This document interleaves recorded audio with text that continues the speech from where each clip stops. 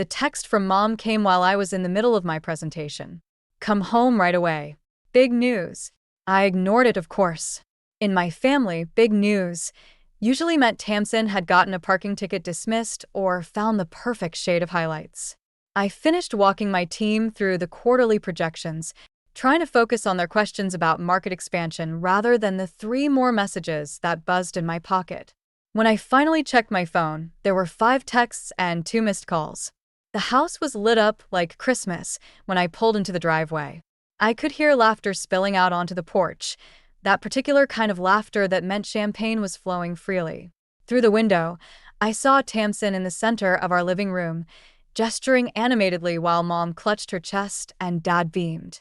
There she is, Mom called out as I walked in. Your sister's engaged. Tamsin thrust her left hand toward my face, a massive diamond catching the light. Everett proposed at sunset on the yacht. It was perfect. Yacht. I managed to say. Last I'd heard, Everett Langston was just some guy Tamsin had been seeing for a few months. Oh, honey, you've been so busy with work. You've missed everything, Mom said, patting the couch beside her. They've been getting serious for weeks now. Dad raised his glass. To the future Mrs. Langston. And to think, all those years of private school finally paid off. I forced a smile, remembering the student loans I was still paying off from State University. Congratulations, Tam. That's quite a ring, isn't it?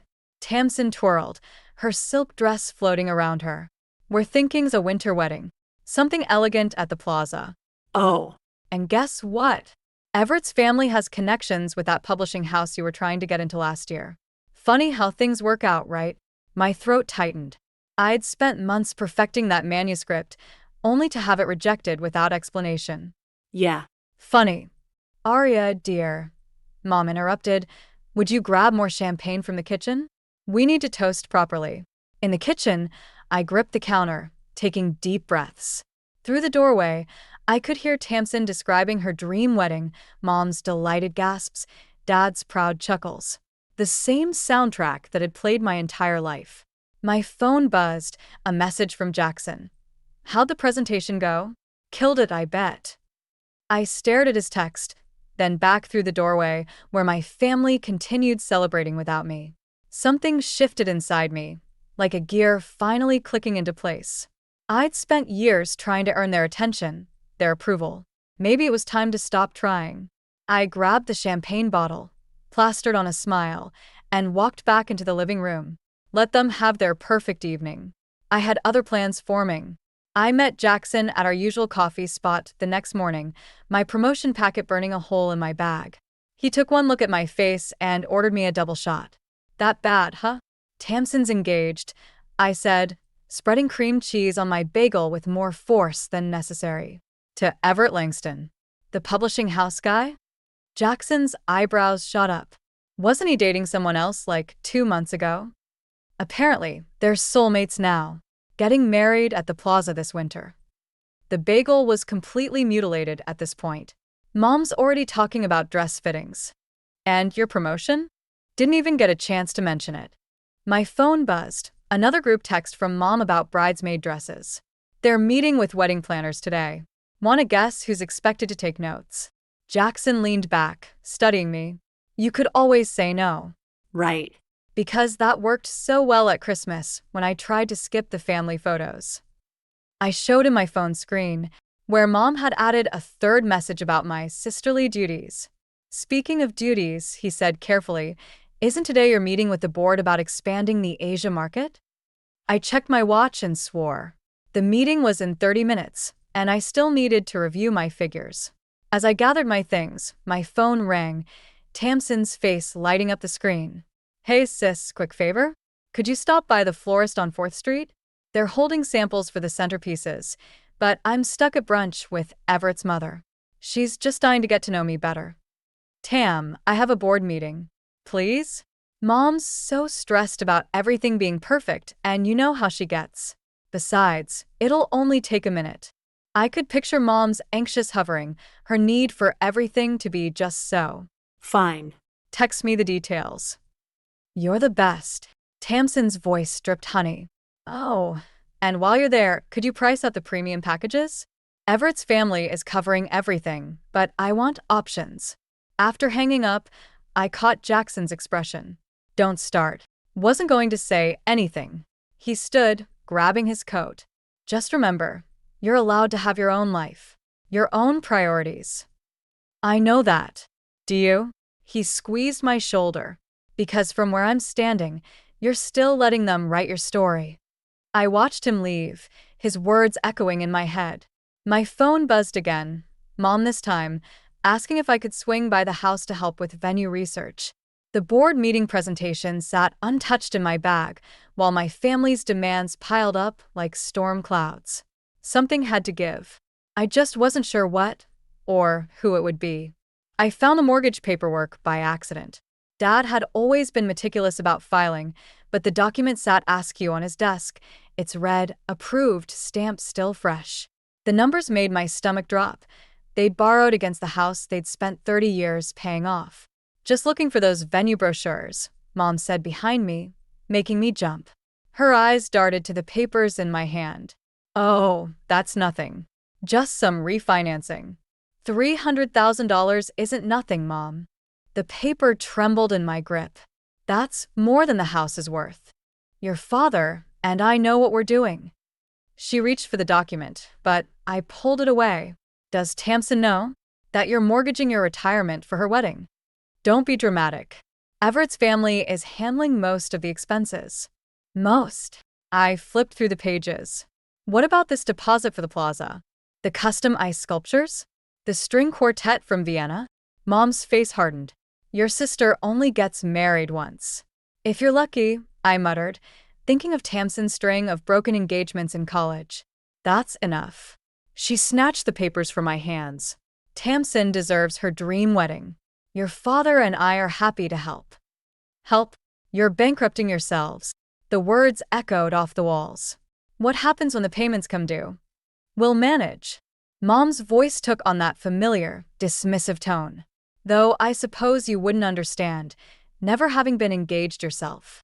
The jab stung, but I pressed on. Did you even read the terms? The interest rate alone. I said that's enough. Dad appeared in the doorway, his face tight.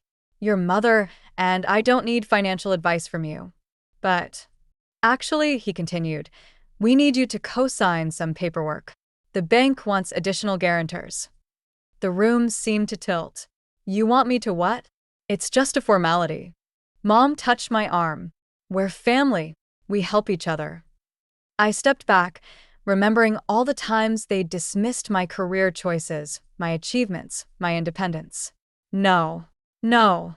Dad's eyebrows shot up. I won't sign anything. And you shouldn't either. I grabbed my bag. This whole thing is insane. Aria Elizabeth Caldwell. Mom's voice cracked. Your sister needs us. No. She needs someone to finally tell her no. I headed for the door, my hands shaking. And you need someone to stop you from destroying yourselves trying to please her. Behind me, I heard Mom start to cry, Dad's angry muttering. But for the first time in my life, I didn't turn back to fix things. Some things needed to break before they could be rebuilt. Tamsin cornered me at my office the next day. She perched on my desk, scattering the quarterly reports I'd been reviewing, her designer perfume overwhelming the space. So, she said, examining her manicure, you're refusing to help with the wedding? I'm refusing to enable financial suicide. I straightened the papers, not meeting her eyes. There's a difference. Mom's devastated. She thinks you hate me. Of course she does. The familiar weight settled in my chest. Because heaven forbid anyone question the golden child's choices. Tamsin's smile tightened. You know, Everett mentioned something interesting at dinner last night. About a manuscript that crossed his desk recently. She picked up my coffee mug, studying it. Apparently, it was quite good. Would have been approved if someone hadn't specifically requested it be rejected. My hands stilled over the keyboard. What are you talking about? It's funny how things work out, isn't it? You've always been so ambitious, so desperate to prove yourself. She set the mug down carefully. Maybe if you'd been nicer to me growing up, I wouldn't have had to make that call. The room seemed to shrink. You blocked my book? I couldn't risk you overshadowing my moment. Not with Everett's family. She shrugged, the gesture almost elegant. Besides, you were getting too independent. Mom and Dad needed something to worry about. My phone buzzed. Another message from Mom, pleading with me to reconsider helping with the wedding. The pieces clicked into place.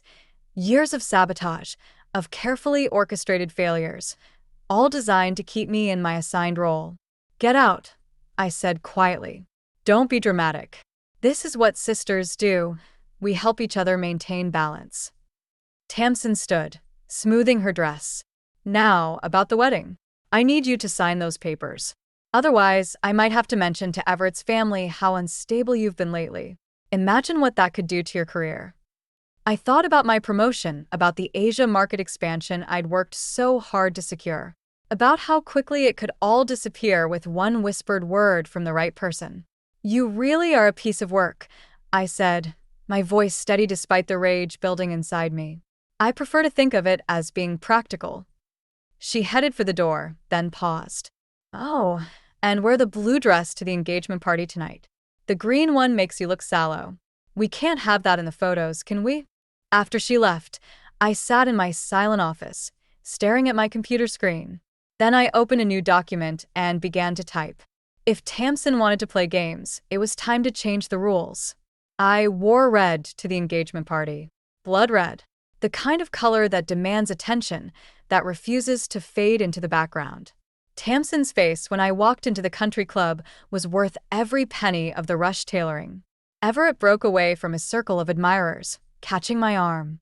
Arya. You look different. Good different or bad different? Interesting different. He glanced over at Tamsin, who was watching us with barely concealed irritation. Listen, could we talk? Privately?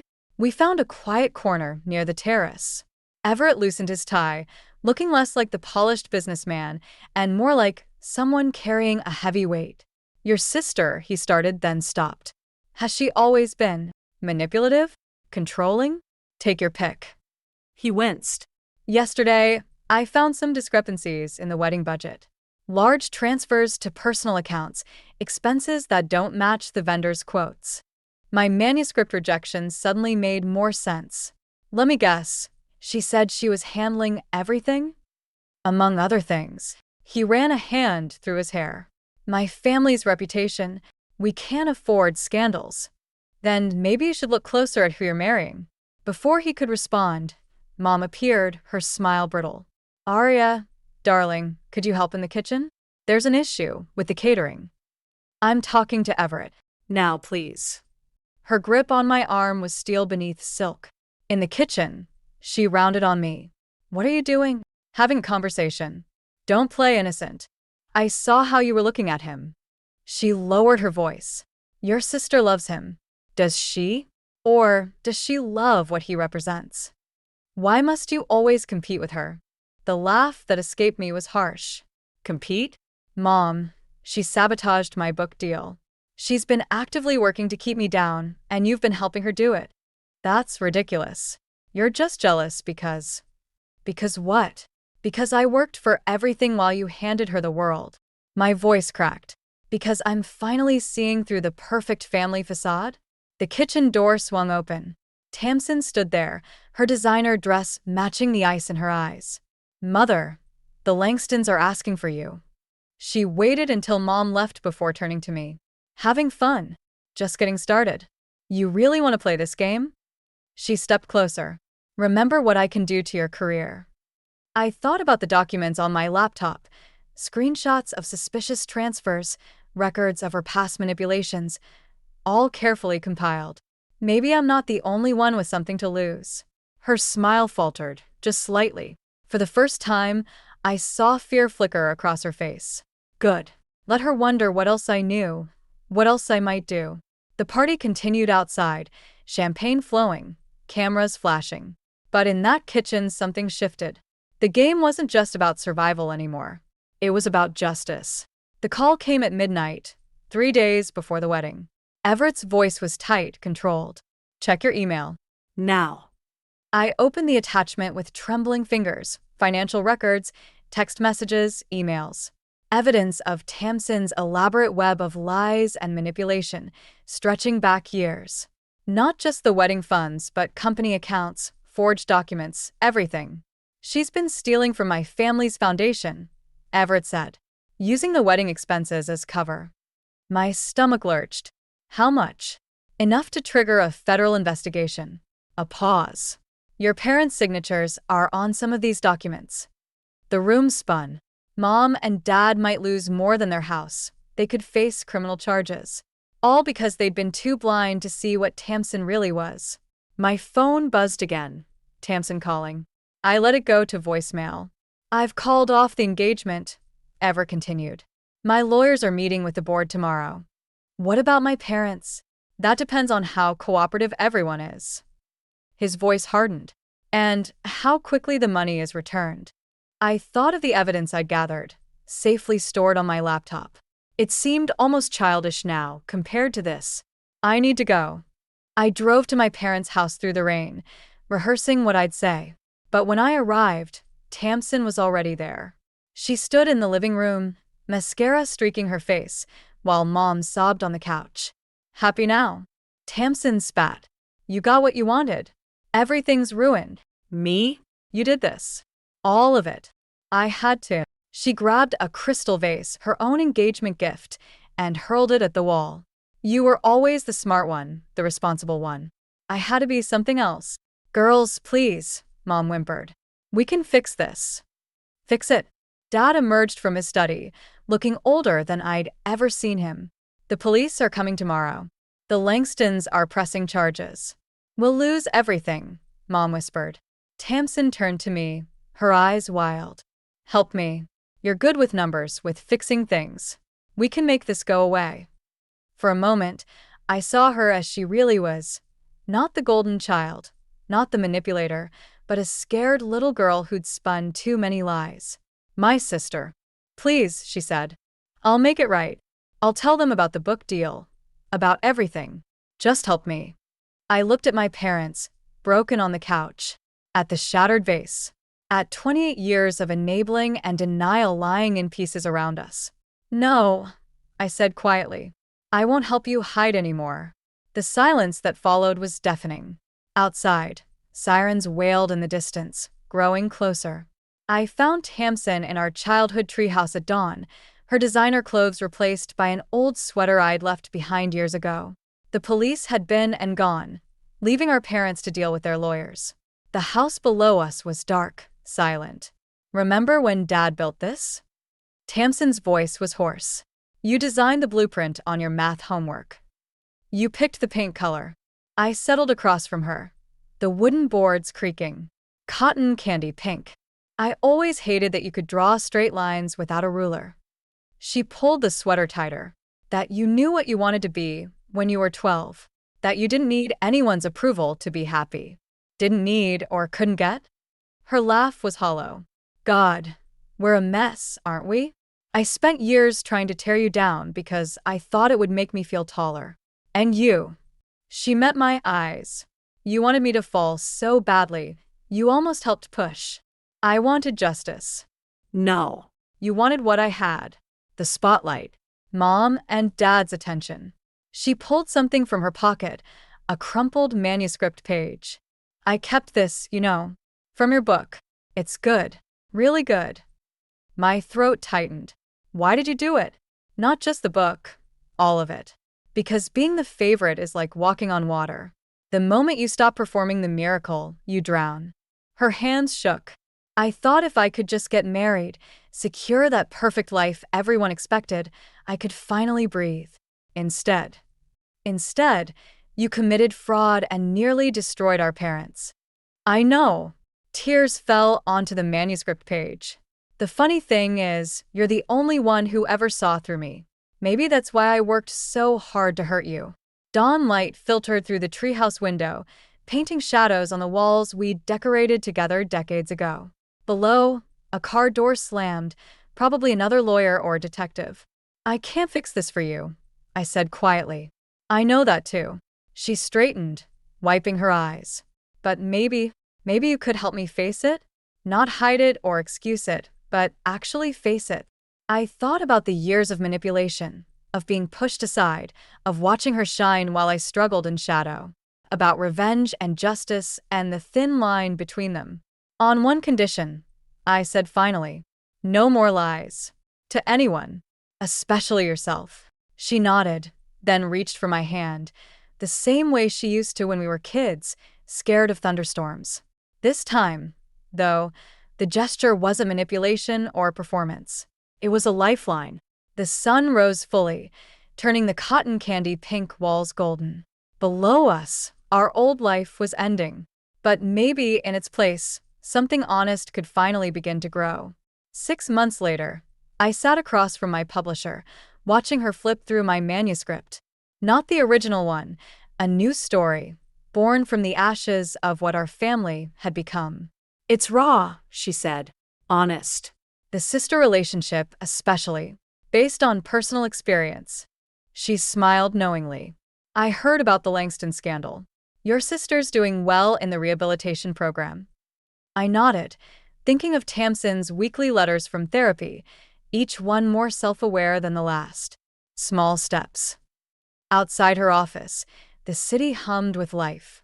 My phone buzzed, a text from Mom, asking if I'd join them for dinner. Not a demand this time, just an invitation. They'd been learning too, slowly untangling decades of enabling behavior. We'd like to publish it, the publisher said. Though some might find the ending uncomfortable, because the sisters don't fully reconcile? Because they choose truth over comfort. That's rare in family stories. I gathered my things, pausing at her door. Sometimes love means holding people accountable. At home, I found Jackson waiting with takeout and knowing smile. So, they're publishing it. The words felt surreal. And the Asia market expansion is officially approved. Look at you, living your own story. He handed me a fortune cookie. Your sister called while you were out. My hands stilled. And she's being released next month. Wants to know if you'll help her find an apartment. Said she'll understand if you say no. I broke open the cookie, letting the pieces fall where they may. The fortune read, "The truth shall set you free, but first it will hurt like hell." You know what's funny? I said, showing him the paper strip. I thought revenge would taste sweeter. Instead, I'm proud of her. For facing consequences, for doing the work. I reached for my phone. For finally being real. I typed a quick response to Mom's dinner invitation. Yes, but only for an hour. Boundaries were still boundaries. Then I opened my messages to Tamsin. About the apartment, I wrote, I know a place. Has good bones, needs work. Like most things worth saving. Her reply came quickly. Thank you. For not giving up on me when you had every right to. I looked around my living room. No family photos yet, but space for new ones when we were ready. On my desk, the manuscript waited, its title page simple but true. Sisters After. Some people might call it a happy ending. I preferred to think of it as an honest beginning. After all, the best stories aren't about perfect resolutions. They're about the courage to face what comes next, one page at a time.